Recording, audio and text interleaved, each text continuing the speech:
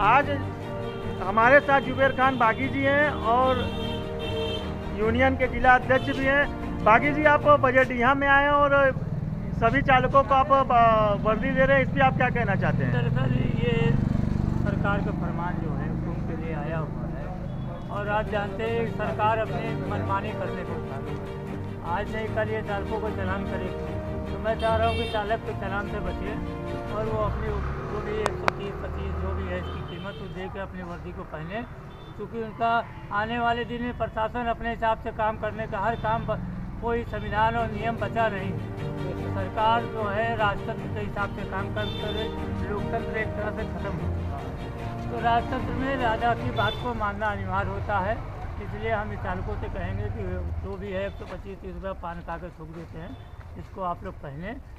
उत्पीड़न और शोषण सवाल बागी जी आपसे है कि जैसे मुस्लिम बाहुल्य क्षेत्र है, इसमें मुस्लिम ई रिक्शा चालक भी हैं, तो उन लोगों का जरा सा विरोधाभास कलर को लेकर हो रहा है, इस पर आप क्या कह रहे हैं? चालक में कोई जात धर्म नहीं होती, चालक एक अलग जात अलग है ही। तो चालक का कोई जात और धर्म नहीं होती, और जात धर्म की बात ना करें तो बेहतर है ना। हम सारे एक देश के वासी हैं और देशवासी हिंदुस्तानी हैं, इसमें कोई दिक्कत नहीं है। ये जात धर्म की बात करना आप लोग बंद करें। चालक की कोई जात नहीं है, चालक एक अलग अपनी जात। जुबेर खान बागी जी, एक हमारे ये हरा वाले जोन को जो ई रिक्शा चालकों की मांग है कि हमारे ई रिक्शा को हरा जोन को कम से कम लंका तक दिया जाए, आप प्रशासन से क्या मांग करना चाहते हैं? मुद्दे पे मैंने आप लोग के सामने एसपी ट्रैफिक से बात की थी और उन्होंने मैं बताया भी कि पैसेंजर को दिक्कत, उन्होंने स्वीकार भी किया कि मेरी सास को इस तरह की दिक्कत हुई थी।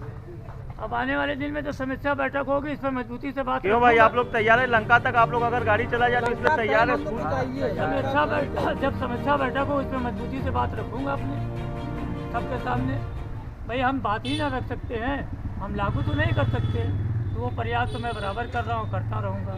अभी जैसे QR कोड वाला जो ट्रांसफ़र गाड़ियाँ हुई थी उसमें बड़ा हीरा वाली हो रही थी, उसमें कितना RTO और यातायात विभाग का चक्कर लगाया, सब जाके गाड़ियों का QR कोड लगा। फिलहाल 16 दिसंबर के बाद भी जो गाड़ियाँ ट्रांसफ़र हो रही हैं या जो भी है उनका अभी बारकोड का कोई नामो निशान है नहीं, उनके लिए भी मेहनत करनी होगी तो किया जाएगा। मैं तो 23 तारीख का इंतजार कर रहा हूँ। 23 तारीख को हाई कोर्ट में तारीख है, अगर वहाँ कोई फैसला अपने हाथ में आ जाता है तो फिर इनको चक्कर लगाना बंद करना होगा। पिछले दिनों बागी जी कई अधिकारीगण और यूनियन के पदाधिकारियों से संपर्क कर रहे थे कि हरहुआ में जो अस्थायी बस स्टैंड बना हुआ है, रोहनिया में जो अस्थायी बस स्टैंड बना हुआ है, उस पर आप ई रिक्शा चालक ऑटो चालक को भेजें। और यहाँ ई रिक्शा चालक ऑटो चालकों से बात कर रहे हैं तो यहाँ QR कोड का लोग बता रहे हैं कि हमारा बारकोड नहीं है, तो इस पर आप क्या अपने विभाग की बात रखी है? एसपी ट्रैफिक की तरफ से और RTO की तरफ से कोई दिक्कत नहीं हुई। कुछ सिपाही होमगार्ड लेते हैं तो अपनी आदत से मजबूर है, वो कहाँ क्या हो रहा है, क्या नुकसान और नफा उसका मतलब नहीं, उन्हें सिर्फ अपनी जेब का मतलब होता है।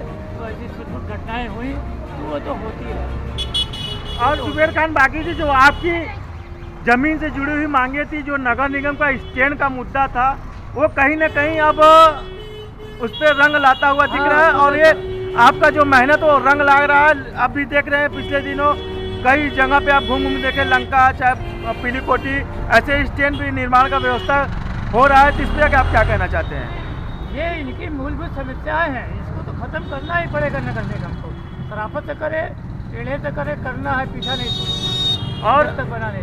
और ये असली आपकी लड़ाई स्टैंड की जो मुद्दे थी, आप अभी जीतते हुए दिख रहे हैं और प्रशासन भी आपके सामने हारता हुआ दिख रहा है, इस पर अपनी अपनी बात रखिए। जीतने हारने की बात नहीं है, बात हमारी व्यवस्था की है।